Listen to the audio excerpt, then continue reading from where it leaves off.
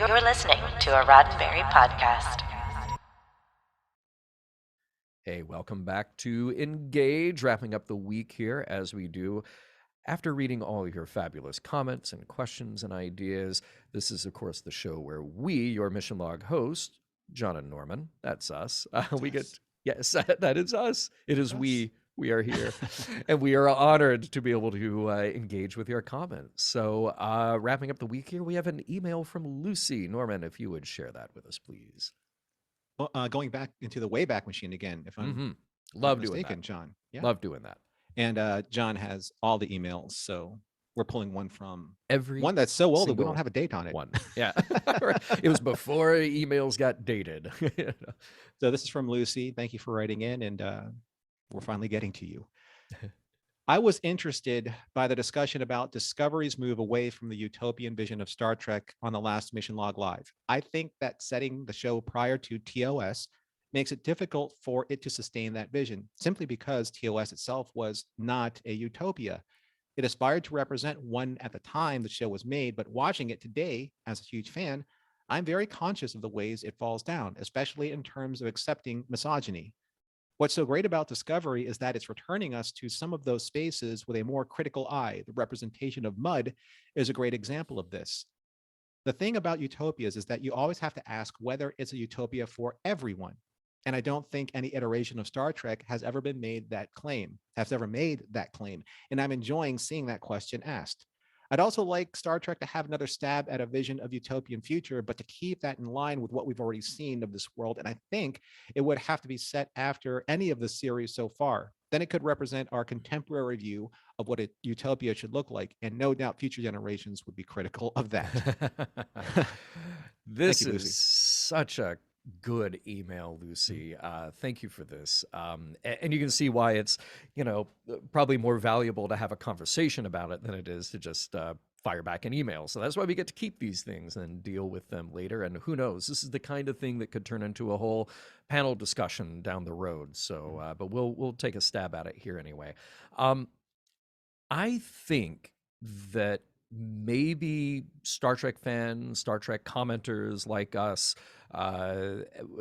we might have misused and abused the word utopia in talking about Star Trek's vision of the future. There are certain things that, particularly in Next Gen, we take for granted as being parameters on that world that, on Earth, it is a post-scarcity society. It's no longer driven by money. People have enough to eat. We have replicators that can take care of certain things. But what's so important here in what Lucy points out is that, especially when you look back at TOS, you go, is it a utopia for everybody? And I think that's where shows like, well, DS9 and like Discovery and maybe, who knows, when we get into like the Strange New Worlds, because you're kind of doing a TOS redux there. Do we get to explore this idea of where are those cracks in the system?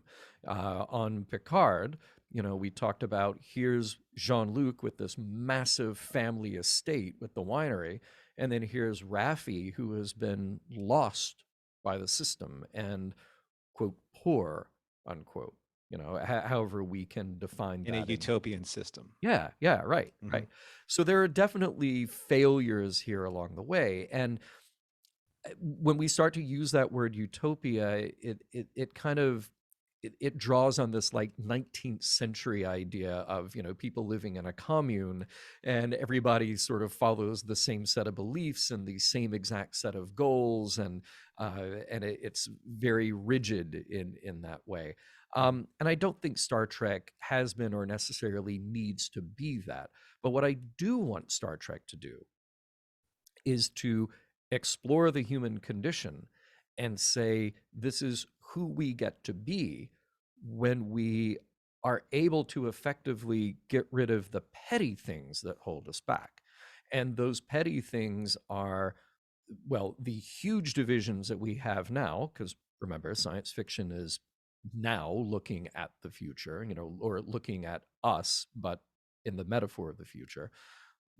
When we actually decide to turn our attention to things that are fixable divisions, We have a homelessness problem. We have a food shortage problem in certain parts of the world, and certainly in parts of the country.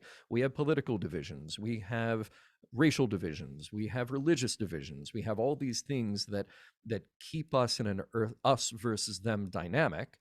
And even if you could just remove or solve, dampen a couple of those, we would be in such a far better position to start aiming toward that future.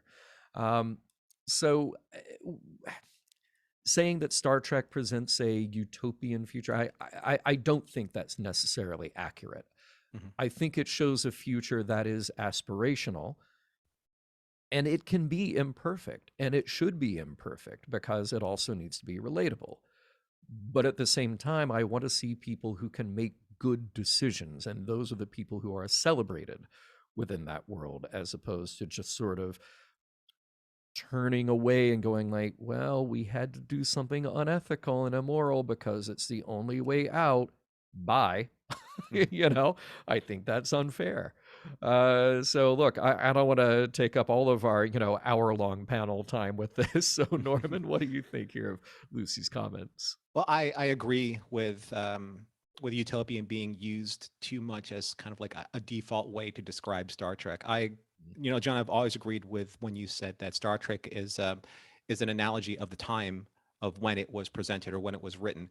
Here's the interesting thing about Star Trek, and I think that this is a way that many people, including ourselves, really need to look at Star Trek and what it is. Star Trek is a product of writers, directors, creators, artists that created the vision of a humanity that they wanted to see, whether that was in 1966 or 1987 or 1992, and so on and so forth.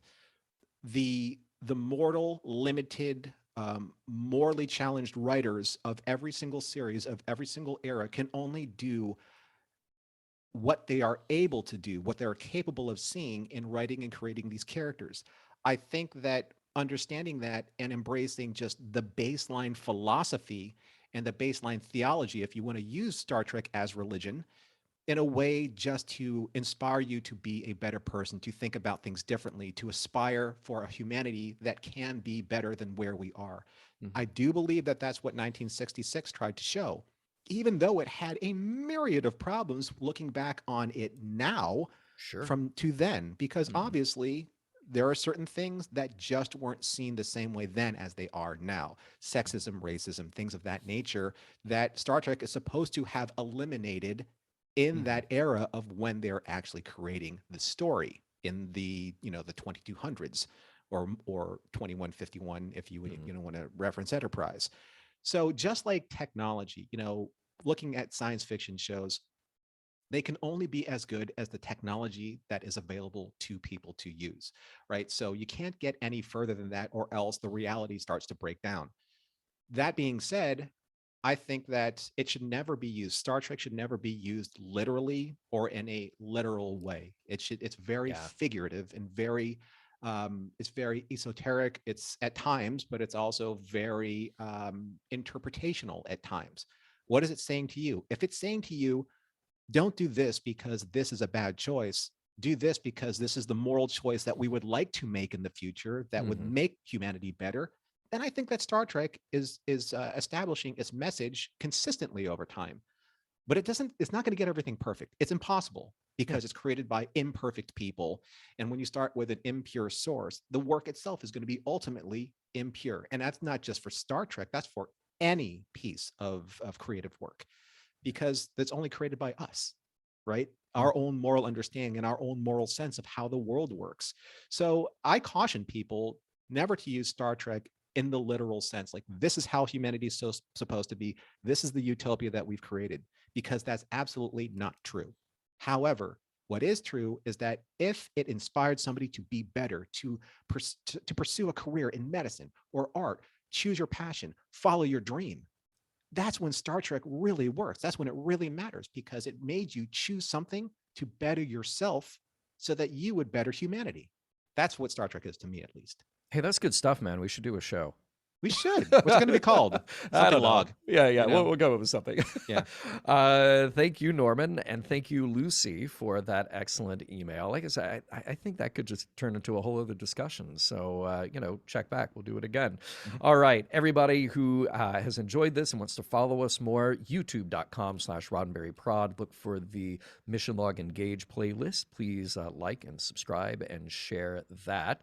Send us your comments at missionlog@roddenberry.com. You can find us on Facebook and Twitter at MissionLogPod. Remember, we may engage with your comments on the air.